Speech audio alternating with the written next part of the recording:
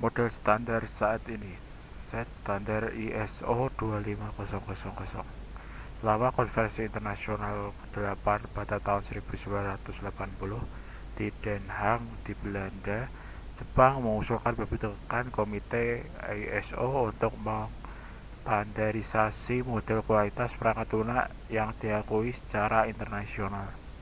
Sebuah kelompok kerja dibuat, kelompok kerja 6, dan ditugaskan kepada Profesor Motoe Azuma, seorang profesor emeritus di Universitas Waseda, Tokyo, Jepang, yang pada gilirannya meminta bantuan dari komunitas internasional untuk mempelajari proposal dan solusi yang mungkin.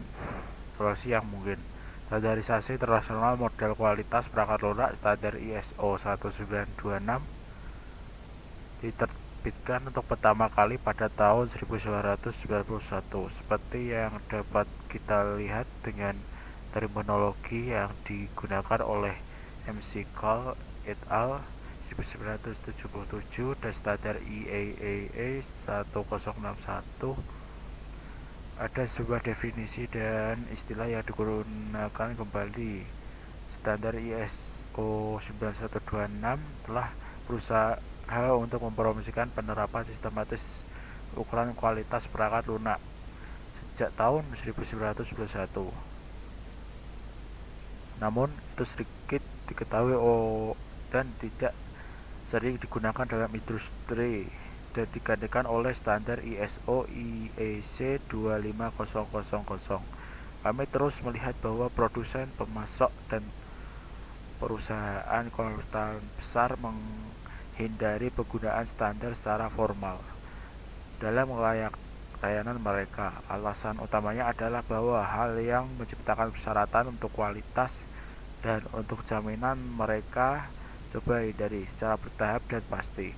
Pada tanggal 11 Februari 1993, Treasury Board of Canada mengeluarkan Internal Directive NCTE 26 berjudul Evaluasi Perangkat Lunak, Karakteristik Kualitas Perangkat Lunak, dan Panduan Penggunaan (CON). Arahan ini mengusulkan penggunaan standar Organisasi Internasional untuk Standarisasi ISO, standar internal untuk teknologi informasi di Badan Pembendaharaan ini mendukung kebajikan pemerintah untuk meningkatkan pengelolaan teknologi informasi yang memerlukan penerapan praktik manajemen mutu termasuk sistem kontrol, dan rangka mendorong perolehan penggunaan dalam pengelolaan sumber daya teknologi informasi di cara yang inovatif dan hemat biaya, karena industri perangkat lunak telah memperoleh tingkat kematangan dan perangkat lunak yang sekarang menjadi komponen penting dari sejumlah produk layanan pemerintah. Perlu diperhatikan kualitasnya. Mereka melanjutkan dengan mengatakan bahwa meningkatnya tuntutan kualitas dan keamanan di masa depan, evaluasi perangkat lunak harus diselesaikan dengan menggunakan model kualitas yang diusulkan oleh ISO. Dewan Pembendaharaan menyimpulkan bahwa pada dasarnya ada dua cara untuk menentukan kualitas perangkat lunak. Pertama, menilai kualitas proses pengembangan. Kedua, menilai kualitas produk akhir. Kedua, menilai kualitas produk akhir. Standar ISO 25000 memungkinkan evaluasi kualitas produk perangkat lunak akhir. Dalam beberapa kasus, kementerian dan lembaga dapat memutuskan untuk menggunakan standar ini, terutama jika standar ini jauh lebih menguntungkan dalam hal kinerja atau biaya. Itu adalah untuk keuntungan umum pemerintah Kanada, dan jika kementerian atau lembaga memiliki kontak-kontak kewajiban atau merupakan mitra dari perjanjian internasional seperti NATO. Sejak tahun 2005, ISO 25000 telah menyediakan serangkaian standar untuk evaluasi kualitas perangkat lunak.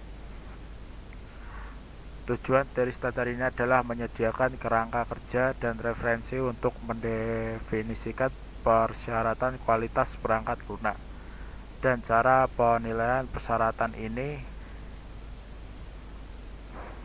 Seri standar ISO 25000 merekomendasikan 4 langkah berikut: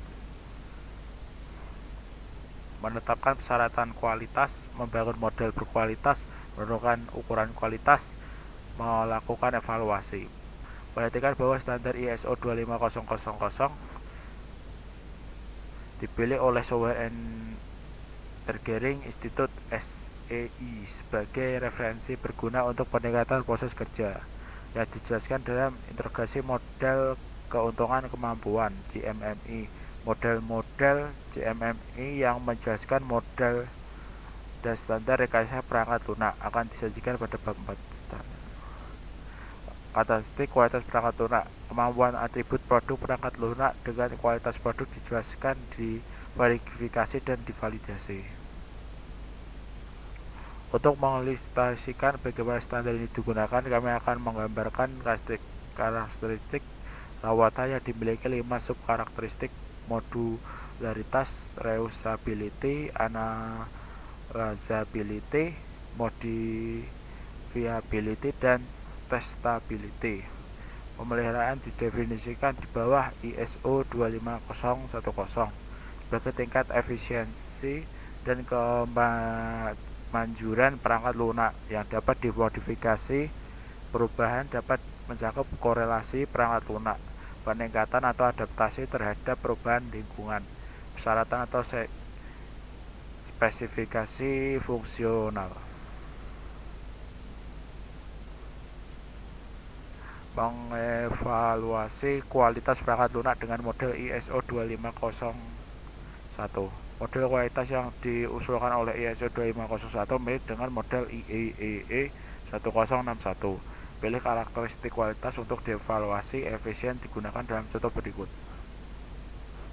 Kemudian pilih satu atau lebih subkarakteristik kualitas untuk dievaluasi. Perilaku waktu memiliki dipilih dalam contoh berikut. Langkah terakhir adalah dengan jenis menentukan pengukuran sehingga tidak ada kemungkinan salah tafsir terhadap hasilnya. Garis putus-putus menunjukkan bahwa subkarakteristik dapat dilewati jika perlu.